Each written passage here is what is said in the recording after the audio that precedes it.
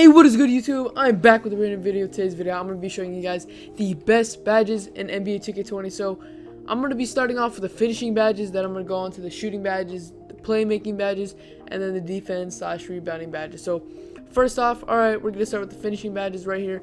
We have Acrobat. I don't really think it's the best badge, but this video, I'm not going to be going over every badge, okay?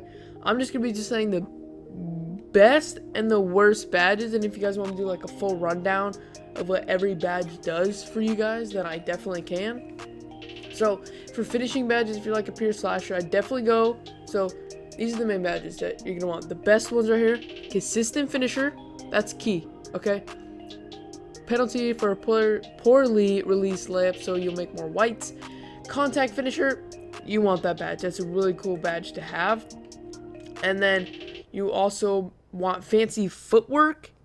Well, that's just me, because it'll help you with hop steps, what is it called, Euro steps, and all these other cool layups like spins and stuff. Then we got fast break finisher. That's I wouldn't really get it, but that's just me, because that's only for fast breaks. Maybe just get on bronze if you have an extra badge. But Giant Slayer, that's key, so you can make them over taller defenders like centers and other taller builds than you. Relentless finisher, you need that so you can make more layups, so like it reduces the fatigue. And then put back, I mean, it's a nice badge if you want it. Obsidian finisher, I'd probably get that on like bronze or silver, so you can make those. Slither finisher, that's a really good one. I'd also get that. So now we're gonna move on to shooting badges.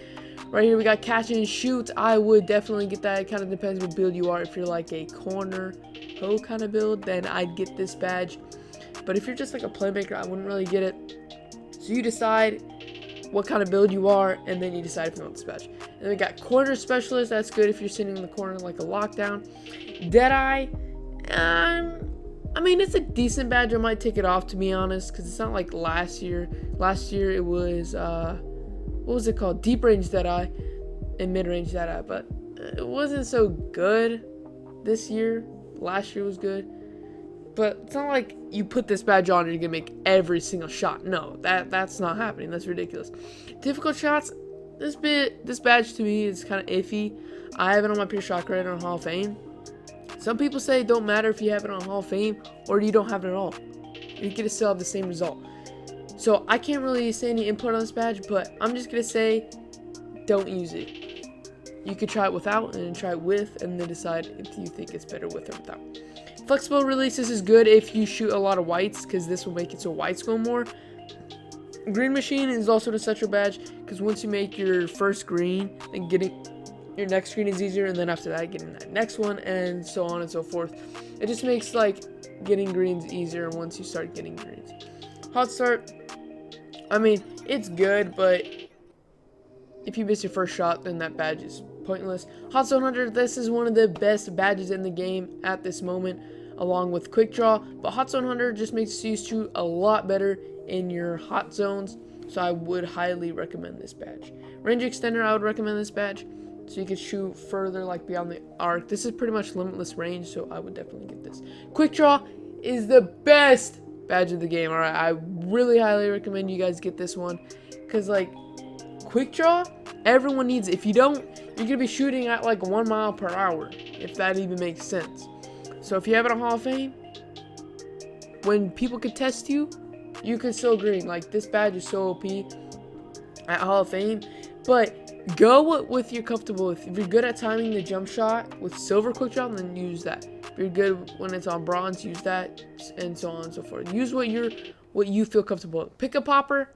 I'd probably get that on bronze or silver. It's not really that much of a good badge, because you could just have catch and shoot. Slippery off ball, no, don't get that. That's it. I mean, nobody really gets that. Steady shooter, I mean, if you shoot like open shots, that's good. So maybe if you're like a corner hoe kind of build, I would suggest that. Tireless shooter is pretty good too, so you don't run when you run out of stamina, you can higher percentage of making a shot. A volume shooter is pretty good, so you get it. You decide if you want to make more shots as like you make more shots, if that makes any sense. So playmaking badges, we got ankle breaker right here. This is a really good badge. It makes it so you can snap people's ankles. It's a really fun badge too, not only for comp, but it's a really fun badge. Bailout, that's if you don't, I mean, that's if you pass, but like, so you're shooting a shot, then you pass, and you don't, like, if you don't have IQ, then take this badge, okay? But if you don't shoot shots, like, midway while you're shooting, I mean, if you're shooting, and then you pass, if you do that a lot, then get this badge. Break starter, don't need that. Dream shakes, that's for post scores. We got needle third, that's a decent badge, so if you want that, you can take that. Lob city passer, decent. Handles for days is a really good badge too, so like you can have more stamina pretty much. And then quick first step is one of the best badges. It's pretty much like speed boosting. You need this if you like, you could speed boost on any build if you have this pretty much, but I don't know what you have to get the badge to be honest. Space creator is good for shot creators, so you can create more space in between, so when you make your shots, like hop steps and stuff like that. Stop and go is a decent badge, but I wouldn't get it in my opinion.